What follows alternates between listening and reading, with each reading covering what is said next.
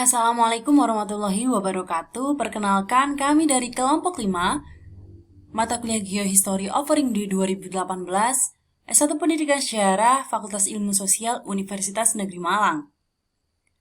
Kami akan mempresentasikan tentang geohistori Sungai Huanghe dan pengaruhnya terhadap persebaran hasil kebudayaan Yang Shao tahun 5000 sampai 3000 sebelum Masehi.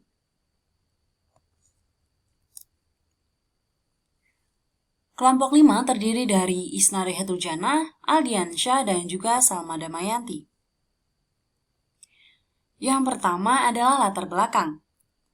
Cina adalah sebuah negara besar yang terletak di Asia bagian timur, dengan wilayah barat dan utara berbatasan dengan wilayah Siberia dan Mongolia atau Gurun Gobi. Cina memiliki iklim dan vegetasi kontinental. Sebagian besar wilayahnya terdiri atas pegunungan, perbukitan, dan juga plato. Pegunungan dan sungai di Cina memanjang dari barat ke timur, sehingga membelah Cina menjadi 3 wilayah geografis yang berbeda. Terdapat 3 sungai utama di Cina, yaitu Sungai Huanghe atau Sungai Kuning, Sungai Yangtze, dan juga Sungai Siqian. Lembah Sungai Huanghe merupakan daerah di sepanjang aliran Sungai Huanghe. Sungai ini membentang dan melintasi 8 kota di Cina, yaitu Zhengzhou, Luoyang, Kaifeng, Lanzhou, Yinchuan, Jinan, Baotou, dan Wuhai. Sungai ini terkenal sebagai Sungai Kuning karena lumpur yang terbawa oleh alirannya berwarna kuning dan bermuara di Laut Kuning. Di daerah lembah inilah yang menjadi pusat peradaban Cina purba yang sangat bernilai tinggi. Menurut Profesor Davidson Black, dapat dipastikan bahwa kebudayaan Cina purba berada di lembah Sungai Huanghe ini. Peradaban di Cina berawal dari berbagai negara kota yang ada di sepanjang lembah Sungai Huanghe pada zaman Neolitik. Sejak zaman tersebut, kurang lebih tahun 5000 sebelum Masehi, masyarakat di Cina purba di wilayah sekitar Huanghe telah mulai bercocok tanam dan menanam buah-buahan, sayur-sayuran, serta kacang-kacangan di sepanjang lembah Sungai Huanghe. Terdapat 16 hulu sungai atau sumber yang menjadi penyuplai air yang mengalir ke Sungai Huanghe, yaitu Qingshui, Huangshui, Daxia, Tao, Zuli, Dahei, Kuye, Wuding, Fan, Wei, Luo, Kuo, Qin, Dawen, Sungai Hitam, dan Sungai Putih. Tidak ada sumber tertulis terkait hubungan Sungai Huanghe dan munculnya kebudayaan Yang Shao sebagai hasil peradaban lembah Sungai Huanghe. Maka dari itu, kelompok kami akan membahas mengenai kondisi fisik alamiah lembah Sungai Huanghe. Masalah inilah yang akan dijawab menggunakan sudut pandang geohistori di mana kondisi alam mempengaruhi aktivitas manusia, khususnya di wilayah Cina hingga menghasilkan kebudayaan Yang Shao tahun 5000 sampai 3000 sebelum Masehi. Berikutnya adalah rumusan masalah. Rumusan masalah yang pertama adalah bagaimana kondisi fisik alamiah Sungai Huanghe. Kemudian yang kedua, bagaimana pola peradaban di sekitar Sungai Huanghe sehingga dapat menghasilkan kebudayaan Yang Shao. Dan yang ketiga, bagaimana hubungan Sungai Huanghe dengan kebudayaan Yang Shao tahun 5000 sampai 3000 sebelum Masehi. Tujuan yang pertama yaitu mengetahui kondisi fisik alamiah Sungai Huanghe. Yang kedua, memahami pola peradaban di sekitar Sungai Huanghe dan sehingga dapat menghasilkan kebudayaan Yang Shao. Dan yang ketiga, mengetahui hubungan Sungai Huanghe dengan kebudayaan Yang Shao tahun 5000 sampai 3000 sebelum Masehi. Baik, selanjutnya kita akan membahas tentang landasan teori. Terdapat 3 teori pada landasan teori, yaitu teori 7 unsur kebudayaan, teori peradaban, dan teori geohistori. Pada teori 7 unsur kebudayaan meliputi bahasa. Bahasa merupakan sistem perlambangan manusia, yang lisan maupun tertulis, untuk berkomunikasi satu dengan yang lain. Yang kedua yaitu sistem teknologi dan peralatan hidup. Sistem teknologi dan peralatan hidup atau cara-cara memproduksi, memakai dan memelihara segala peralatan hidup dari suku bangsa dalam suatu karangan etnografi. Teknologi cukup membatasi diri, yakni teknologi yang tradisional saja. Yang ketiga yaitu sistem mata pencaharian hidup. Sistem mata pencaharian hidup yang menjadi perhatian para ahli antropologi hanya terbatas pada sistem tradisional saja. Bentuk sistem mata pencaharian antara lain berburu dan meramu, berternak, bercocok tanam di ladang, menangkap ikan, dan bercocok tanam menetap dengan irigasi. Yang keempat yaitu organisasi sosial. Kehidupan masyarakat dalam organisasi sosial diatur oleh adat istiadat dan aturan-aturan mengenai berbagai macam kesatuan di dalam lingkungan, tempat tinggal, dan bergaul di setiap harinya. Kesatuan sosial yang paling dekat yakni kesatuan kekeluargaan meliputi keluarga inti dan kaum kerabat. Yang kelima yaitu sistem pengetahuan. Sistem pengetahuan dalam etnografi biasanya ada berbagai bahan keterangan dalam kebudayaan suku bangsa yang bersangkutan. Bahan tersebut meliputi pengetahuan yang mencolok dan dianggap aneh oleh pengarangnya. Setiap suku bangsa di dunia mempunyai pengetahuan, serta setiap masyarakat tidak dapat mengabaikan pengetahuan tentang sesama makhluk hidup. Yang keenam yaitu sistem religi. Religi menjadi suatu pokok penting dalam buku-buku para pengarang tulisan etnografi mengenai suku-suku bangsa. Sistem religi dalam suatu kebudayaan selalu mempunyai ciri-ciri untuk sedapat mungkin memelihara emosi keagamaan itu di antara pengikut-pengikutnya. Yang ketujuh yaitu kesenian. Kesenian adalah segala ekspresi hasrat manusia akan keindahan. Dalam kebudayaan suku-suku bangsa, bentuk ekspresi manusia ini dalam bentuk seni rupa, seni patung, seni ukir, seni hias, seni musik, seni tari, dan lain-lain. Hal utama yang diperhatikan dalam kesenian antara lain bentuk, teknik pembuatan, motif, perhiasan, dan gaya dari benda-benda kesenian. Pada pembahasan dalam video ini ditekankan pada teori 7 unsur kebudayaan sistem mata pencaharian hidup.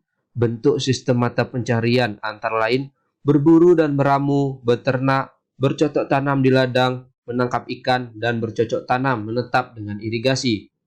Sistem mata pencaharian hidup pada makalah ini adalah bercocok tanam dan beternak di lembah sungai Huangho.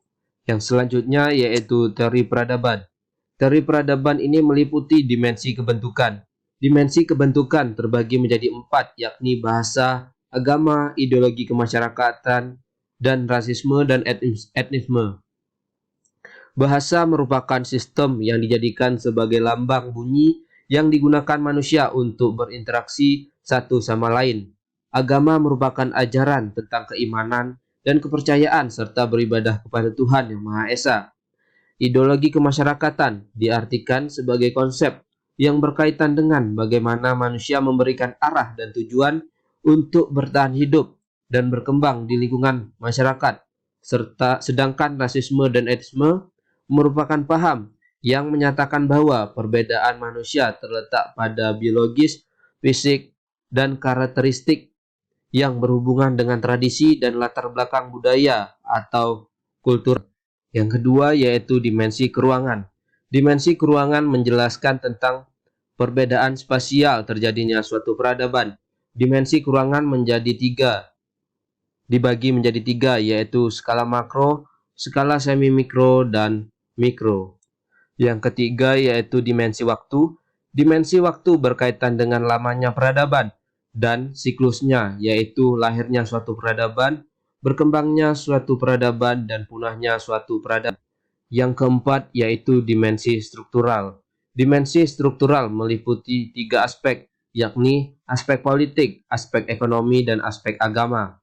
Menurut Toynbee, peradaban merupakan keseluruhan yang terdiri atas bagian-bagian, sedangkan menurut Braudel, peradaban perlu dilihat dari skala yang paling kecil ke besar, dari yang sederhana ke utama. Pada video ini ditekankan pada dimensi keruangan, dimensi waktu, dan dimensi struktural. Dimensi keruangan yang dimana mencakup skala makro menjelaskan tentang keseluruhan wilayah atau lingkup peradaban. Dalam hal ini yaitu semenanjung Sungai Kuning yang berada di Cina. Dimensi waktu yaitu dimulai dari masa manusia di lembah Sungai Kuning menetap dan bercocok tanam hingga berternak. Dimensi struktural, yang mana pada aspek ekonomi dalam pembahasan ini menyangkut mata pencaharian masyarakat Cina pada masa prasejarah, seperti di lembah Sungai Kuning, yakni bercocok tanam dan juga berternak. Yang selanjutnya yaitu teori geohistory, yang meliputi model determinasi. Determinasi adalah kebudayaan yang merupakan produk lingkungan, determinisme fisik atau lingkungan. Sehingga dalam teori ini, sejarah kehidupan peradaban manusia dimulai dari determinasi lingkungan yang kuat. Kehidupan dan perilaku manusia sangat ditentukan oleh lingkungan alam. Yang kedua yaitu posibilisme lingkungan. Posibilisme lingkungan memandang manusia sebagai penentu perubahan lingkungan dengan cara melakukan adaptasi, sehingga lingkungan tidak bisa menciptakan fenomena sosial budaya. Teori ini berasumsi bahwa manusia adalah free agent, yang segala hal sesuatu dari manusia dapat menjadi hal yang memungkinkan. Manusia bertindak secara aktif dan memiliki kehidupan yang statis seiring dengan perubahan zaman yang terjadi. Yang ketiga yaitu ekologi kebudayaan. Teori ekologi kebudayaan menyatakan bahwa unsur alam sekitar adalah pengaruh paling penting dalam membentuk suatu kebudayaan. Menurut Julian Stewart dalam Ismail, menyampaikan keadaan alam sama membentuk kebudayaan yang sama walaupun masyarakat tinggal di tempat yang berbeda. Teori ekologi kebudayaan juga dikenal sebagai kebudayaan materialisme. Yang keempat yaitu model ekosistem. Model ekosistem memandang bahwa kebudayaan dan organisasi sosial sebagai adaptasi fungsional yang memungkinkan populasi yang mengeksploitir lingkungan. Ekosistem dianggap sebagai sistem yang terintegrasi dengan kuat, terikat erat dengan sistem teori terdapat arus energi ekosistem. Yang kelima, model aktor. Model aktor atau model berbasis aktor menekankan pada manusia yang membuat keputusan tentang bagaimana untuk berinteraksi dengan lingkungan. Manusia adalah aktor aktif bagi lingkungannya. Inti dari permasalahan lingkungan hidup adalah hubungan makhluk hidup, khususnya manusia dengan lingkungan hidup. Hubungan timbal balik antara manusia dengan lingkungan hidup. Pada pembahasan dalam video ini menekankan pada model determinasi lingkungan. Teori determinisme menitik beratkan pada keyakinan bahwa determinisme geografi, yaitu pandangan bahwa lingkungan fisik dapat menentukan aktivitas manusia dan memiliki pengaruh yang dominan terhadap manusia. Teori tersebut yang akan kami jadikan acuan dalam menganalisis perkembangan peradaban zaman prasejarah di lembah Sungai Huanghe. Kondisi fisik memiliki pengaruh yang sangat besar terhadap peradaban di lembah Sungai Huanghe hingga memunculkan kebudayaan yang show di sana. Selanjutnya adalah paparan data dan analisis data. Yang pertama, kondisi fisik alamiah lembah Sungai Huanghe. Seperti yang kita lihat pada peta ini, sebagian besar wilayah Cina terdiri atas pegunungan, perbukitan, dan plato. Pegunungan dan sungai di Cina memanjang dari barat ke timur sehingga membelah Cina menjadi 3 wilayah geografis yang berbeda. Salah satu yang paling subur adalah wilayah Cina bagian utara yang dilalui oleh Sungai Huanghe. Sungai Huanghe membentang sepanjang 5.464 km melewati 8 kota seperti yang sudah dijelaskan sebelumnya. Di daerah ini, orang Cina purba berubah dari masyarakat yang nomaden, berburu dan mengumpulkan makanan, menjadi komunitas yang menetap dan bercocok tanam, dan perubahan budaya bergantung pada perairan di Sungai Huanghe. Lembah sungai ini sangat subur dengan adanya lumpur kuning yang terbawa aliran sungai dari hilir. Sungai Huangho atau Kuning bersumber dari daerah pegunungan Kwenlun yang terletak di Tibet dan bermuara di Laut Cina Timur. Daerah subur di daratan Cina terletak di aliran sungai besar dan diantaranya yang paling subur di Cina Tengah yang luasnya mencapai 300.000 km persegi dan dialiri oleh Sungai Huangho. Di daerah inilah kemudian kebudayaan Cina dimulai. Berawal dari sekitar lembah Sungai Huangho yang memiliki tanah yang subur sehingga dapat menghasilkan kebudayaan dan peradaban yang baru. Nah, berikutnya adalah peta kondisi Sungai Huangho sebelum terjadi banjir.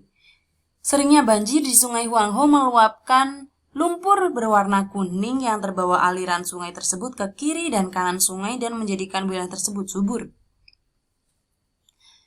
Warna dari lumpur tersebut menjadi kuning dikarenakan berasal dari tanah los gurun Gobi dan angin menerbangkannya hingga ke lembah Sungai Huangho dan menjadikan airnya berwarna kekuning-kuningan dan menjadikan wilayah di sekitarnya menjadi subur. Namun, pada saat musim dingin tiba, air sungai akan membeku dan mencair saat musim semi, dan menjadi banjir yang menggenangi wilayah lembah sungai tersebut. Ini adalah peta kondisi Sungai Huangho ketika banjir. Terlihat air sungai menggenangi wilayah lembah Sungai Huangho baik di sisi kiri ataupun kanan, dan membawa dampak pada kesuburan tanah di sana.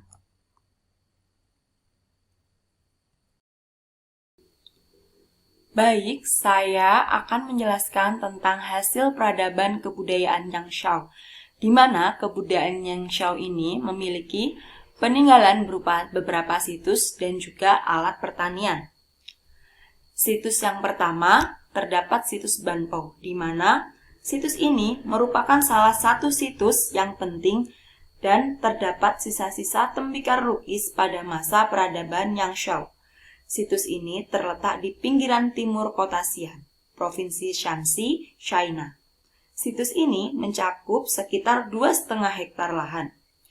Pada situs ini bertempat tinggal para masyarakat yang dimana bermata pencaharian sebagai petani, dan hasil utamanya adalah millet. Millet adalah salah satu spesies dari rumput sereal. Lalu adanya penemuan tulang babi, domba, dan anjing telah menjadi bukti adanya keberadaan hewan peliharaan pada masa Neolitik kebudayaan Yangshao. Untuk gambar selanjutnya adalah hasil ekskavasi dari para ahli di situs Banpo, Provinsi Shanxi. Lalu terdapat juga situs rumah petani. Situs rumah petani ini merupakan sebuah bangunan yang berupa rumah pada masa Neolitik. Rumah petani ini merupakan penemuan terpenting yang mewakili banyak fakta sejarah pada masa Neolitik dari kebudayaan Yangshao pada tahun 5000 sebelum Masehi. Bangunan rumah petani ini masih terletak di situs Banpo juga. Bangunan rumah tersebut terdapat beberapa bentuk, diantaranya ada persegi panjang, bulat, dan bujur sangkar, serta rumah tersebut terbuat dari kayu dan beratapkan jerami. Untuk gambar yang selanjutnya yaitu ada situs Jiahu. Situs Jiahu ini merupakan suatu pemukiman Neolitik yang terletak di dekat Sungai Huangho dan berpusat di dataran Selang Cina Lawas atau yang sekarang menjadi Provinsi Henan. Pemukiman Jiahu ini dikelilingi oleh parit yang meliputi kawasan sekitar 55.000 meter persegi dan sering digenangi oleh banjir dari Sungai Huangho. Dapat dilihat gambar dari situs Jiahu di sebelah kanan. Untuk yang selanjutnya, ini ada penemuan alat pertanian dari masa Neolitik kebudayaan Yangshao. Tembikar menjadi penemuan yang paling sering ditemukan pada masa Neolitik ini. Tembikar ini telah dibuat di Cina sekitar 5000 sebelum Masehi. Selain dibentuk untuk peralatan pertanian, tembikar juga digunakan sebagai perlengkapan makanan dan juga sebagai tempat penyimpanan abu jenazah. Tembikar ini ditemukan di wilayah antara Huangho dan Yangtze. Tembikar yang ditemukan ini dibagi menjadi beberapa kategori, di antaranya tembikar Yangsha yang ditemukan di Provinsi Shanxi, tembikar Lungshan ditemukan di Provinsi Shandong, dan yang terakhir tembikar Gansu yang ditemukan di Provinsi Gansu. Untuk yang selanjutnya dapat dilihat tembikar dengan 2 telinga yang ditemukan di Shangeshan, Provinsi Henan. Selanjutnya terdapat tembikar dengan motif lukis ikan, di mana ini sangat populer pada masa itu, yang ditemukan pada masa Neolitik kebudayaan Yangzhou. Untuk yang selanjutnya ada tembikar penyimpanan abu jenazah, di mana tembikar guci penguburan ini dicat dengan memiliki tinggi 33,5 cm dan ditemukan pada masa Neolitik di daerah Bangshan, Yangzhou, Provinsi Henan, sekitar tahun 3000 sebelum Masehi. Pada saat ini, tembikar penyimpanan abu jenazah ini dapat dilihat di Museum of Far Eastern Antiquities, Stockholm.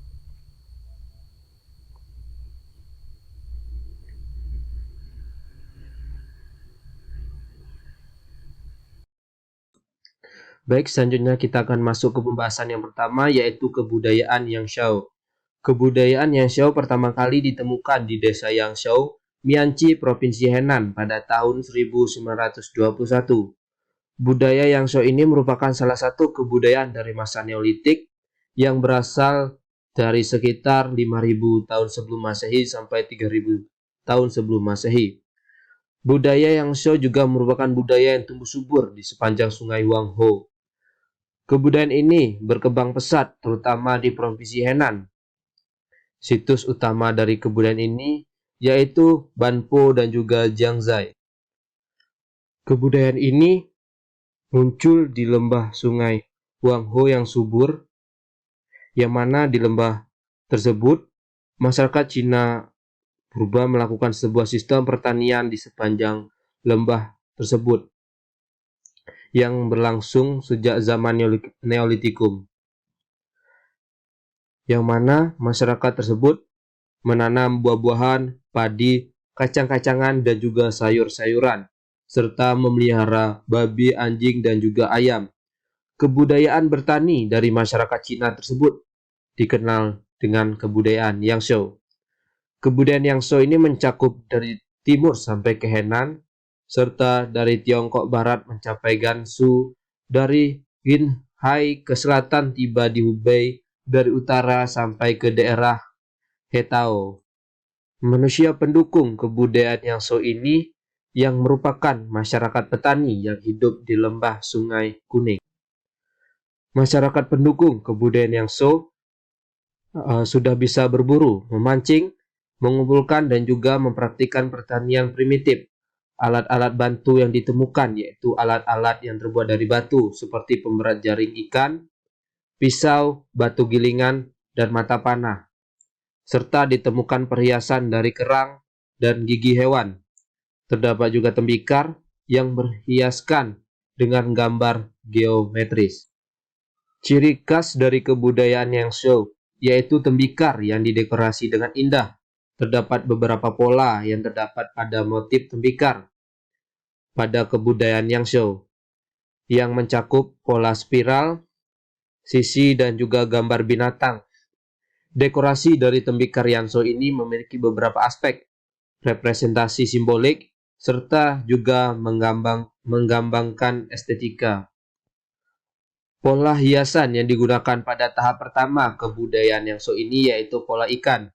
Pola ikan merupakan pola yang paling umum dari gerabah berwarna pada tahap awal budaya Yangzhou dan terus berlanjut dan tetap digunakan sampai tahap tengah pada kebudayaan Yangzhou.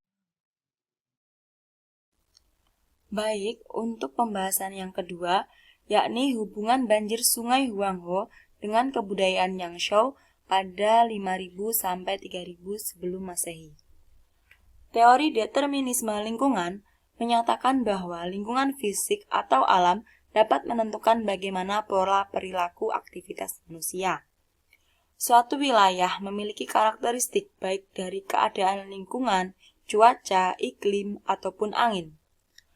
Teori determinisme dapat menjelaskan bagaimana lingkungan dapat memberikan pengaruh bagi peradaban di lembah Sungai Huanghe. Salah satunya pengaruh yaitu munculnya kebudayaan Yangshao pada tahun 5000 sampai 3000 sebelum Masehi. Untuk lembah Sungai Huanghe sendiri merupakan daerah di sekitar sepanjang aliran Sungai Huanghe. Sungai Huanghe juga terkenal sebagai Sungai Kuning, dikarenakan sungai ini membawa banjir berupa lumpur yang berwarna kuning dan bermuara di Teluk Sili, Laut Kuning. Warna kuning ini berasal dari tanah los gurun Gobi yang tertiup angin dan menjadi air Sungai Huanghe berwarna kekuning-kuningan. Ketika tiba musim dingin, air Sungai Huanghe akan membeku dan mencair ketika telah memasuki musim semi. Pencairan sungai es ini menyebabkan banjir yang menggenangi lembah sungai dan menyebabkan lumpur kuning tersebut. Dengan adanya banjir yang membawa lumpur, menjadikan tanah di sekitar sungai tersebut atau lembah Sungai Huanghe menjadi subur dan gembur, sehingga berdampak pada perkembangan peradaban dan kebudayaan di sekitarnya. Seperti pada masa Neolitik di sekitar Sungai Huanghe, yang telah melahirkan salah satunya kebudayaan Yangshao. Dampak dari banjir lumpur di Sungai Huanghe ini membawa dampak yang positif bagi masyarakat pada masa Neolitik, dikarenakan masyarakat tersebut lebih bisa mengembangkan kebudayaan Yangshao atau kebudayaan pertanian dengan didukung oleh tanah dan lahar yang subur. Kebudayaan Yangshao merupakan budaya arkeologi pada masa Neolitik di Cina. Periode Neolitik ini sebagai tanda perpindahan dari masa berburu dan meramu di tahap pertanian. Umumnya, pada masa Neolitik, masyarakat lebih banyak menanam tanaman utama, yakni millet atau sejenis sereal, dan beras yang juga merupakan komponen kecil dari kebudayaan Yangshao. Selanjutnya dapat dilihat pada skema ini. Berdasarkan skema ini, dapat kita lihat bahwa wilayah yang disebut ecological agriculture menjadi sangat subur dan ditanami tumbuhan, karena lokasi tersebut terpengaruh oleh lumpur hasil dari banjir Sungai Huanghe. Seperti dapat kita lihat, posisi ecological agriculture berdampingan dengan dataran rendah yang digenangi banjir. Pada masa inilah muncul kebudayaan Yangshao sebagai hasil dari meluapnya Sungai Huanghe di daratan China. Kebudayaan ini tidak serta-merta muncul karena adanya banjir, namun karena manusia purba zaman Neolitik telah mengubah pola hidup mereka yang awalnya nomaden atau berpindah tempat, lalu memilih menetap di lembah Sungai Huanghe yang subur dan mulai melakukan adaptasi seperti bercocok tanam dan membangun rumah. Hal ini sejalan dengan penjelasan dari Supriyatna tahun 2016 bahwa hubungan manusia dengan lingkungan alam telah menghasilkan tindakan-tindakan kreatif berupa inovasi teknologi untuk menunjang kehidupan manusia. Untuk yang selanjutnya dapat kita lihat yaitu peta hubungan banjir Sungai Huanghe dengan persebaran hasil kebudayaan Yangshao tahun 5000 sampai 3000 sebelum Masehi. Dari banyaknya temuan peninggalan hasil kebudayaan Yangshao ditemukan, di antaranya berada di situs Banpo dan situs Jiahu. Hasil kebudayaan ini berupa tembikar, pemberat jaring ikan, pisau, batu gilingan, mata panah, perhiasan dan kerang, dan juga gigi hewan. Dapat kita lihat di peta ini di mana sebagian besar peninggalan hasil kebudayaan Yangshao terletak dan ditemukan di sekitar Sungai Huanghe yang memang merupakan sumber kehidupan dan cikal bakal munculnya suatu peradaban yang di dalamnya yaitu kebudayaan Yangshao pada tahun 5000 sampai 3000 sebelum Masehi. Baik, untuk yang terakhir yaitu kesimpulan. Berdasarkan paparan data dan pembahasan tentang kondisi geografis Sungai Huanghe dan kebudayaan Yangshao, maka diperoleh suatu analisis mengenai geohistori hubungan geografis Sungai Huanghe dengan persebaran kebudayaan Yangshao pada tahun 5000 sampai 3000 sebelum Masehi. Pada proses analisis ini, kelompok menggunakan teori determinisme lingkungan yang kemudian dihubungkan dengan hasil studi pustaka terkait kondisi geografis Sungai Huanghe dan kebudayaan Yangshao yang berguna untuk menganalisis berdasarkan kajian geohistori. Dengan adanya Sungai Huanghe ini, yang sering mengalami banjir lumpur menjadikan wilayah lembahnya subur dan memunculkan sebuah peradaban yang menghasilkan kebudayaan Yangshao. Untuk selanjutnya, bagan akan dijelaskan oleh teman saya. Terima kasih.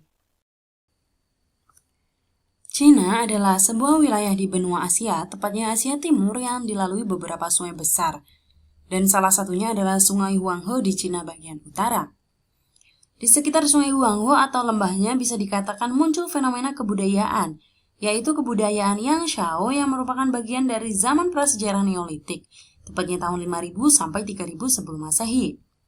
Fenomena munculnya kebudayaan di sekitar Sungai Huanghe ini pada awalnya tidak ada sumber tertulisnya. Namun dengan menggunakan salah satu teori geohistori, yaitu teori determinasi lingkungan, dapat diketahui bahwa lingkungan alam dan perilaku manusia saling berhubungan. Dari sinilah muncul fenomena kebudayaan, yaitu kebudayaan Yangshao tahun 5000 sampai 3000 sebelum Masehi, karena kondisi fisik alamiah lembah Sungai Huanghe yang subur karena banjir yang membawa lumpur berwarna kuning, dengan hasil kebudayaannya yang berhubungan dengan sistem mata pencaharian hidup manusia kala itu, yaitu bercocok tanam dan berternak, kemudian menciptakan alat-alat seperti tembikar. Terima kasih, sekian presentasi dari kelompok 5. Wassalamualaikum warahmatullahi wabarakatuh.